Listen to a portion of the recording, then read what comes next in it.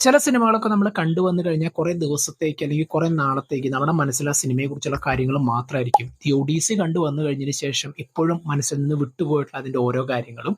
നിങ്ങൾ ഈ പടം കണ്ടിട്ടില്ല, ഐമാക്സിലോ എപ്പിക്കിലോ കാണാനാണ് നിങ്ങൾ വെയിറ്റ് ചെയ്യുന്നതെങ്കിൽ നിങ്ങൾ ഒന്നേ പറയാനുള്ളൂ, നിങ്ങൾക്ക് അവിടെ പോയി കാണാൻ പറ്റിയില്ലെങ്കിൽ തൊട്ടടുത്തുള്ള നല്ലൊരു ക്വാളിറ്റി തിയേറ്റർ സെലക്ട് ചെയ്ത് ഈ പടം കാണാൻ ശ്രമിക്കണം.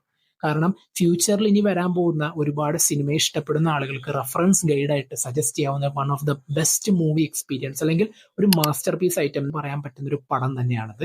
ഇതിന്റെ സ്റ്റാർട്ടിങ് തൊട്ട് എൻഡിങ് വരെ നോളൻ ആ ഒരു ഒഡീസി എന്ന് പറയുന്ന ഒരു വർക്ക്, ഹോമറിന്റെ വർക്ക് എടുത്തു വെച്ചിട്ടുള്ള ഒരു എഫേർട്ട് ഉണ്ടല്ലോ, അത് ശരിക്കും നമുക്ക് കണ്ടില്ല എന്ന് അടിക്കാൻ പറ്റില്ല. അതിന്റെ ടെക്നിക്കൽ സൈഡ് ആയാലും പെർഫോമൻസ് ആയാലും ഇതിന്റെ മ്യൂസിക് ആയാലും ഇതിന്റെ ഓരോരോ ആ ഒരു പ്രാക്ടിക്കൽ എഫക്ട്സ് ഒക്കെ ഇതിൽ യൂസ് ചെയ്തിട്ടുള്ളതാണെങ്കിലും എന്തായാലും ശരി, അതിലൊക്കെ എത്ര 91 ദിവസം കൊണ്ടാണ് ഈ പടം എടുത്തു വെച്ചതെന്ന് പറഞ്ഞാൽ നമ്മൾ വിശ്വസിക്കില്ല.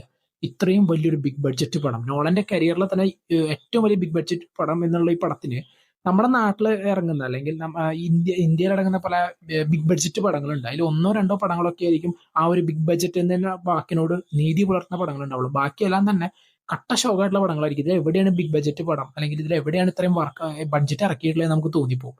ആൻഡ് അങ്ങനെയുള്ള പടങ്ങൾ ഇറങ്ങുന്ന ഈ ഒരു കാലത്ത് ഇങ്ങനെയുള്ളൊരു പടം, ഓക്കെ, ഇത്രയും ബഡ്ജറ്റ് ഉള്ളത് കൊണ്ടാണെന്നൊക്കെ നമ്മൾ പറയായിരിക്കും, പക്ഷേ നമ്മൾ ഇടുന്ന ആ ഒരു എഫേർട്ട് അത് എത്രത്തോളം വലുതാണെന്നുള്ളത് ഈ പടത്തിന്റെ വർക്കിൽ കാണാൻ സാധിക്കും. എന്താണ് ആ പാഷൻ എന്നുള്ളത് അദ്ദേഹത്തിന്റെ ആണെങ്കിൽ അതിലൊരു ജയൻ ക്രീച്ചറിനെ കൊണ്ടുവന്നുള്ള ഒരു സീൻ ഉണ്ട്.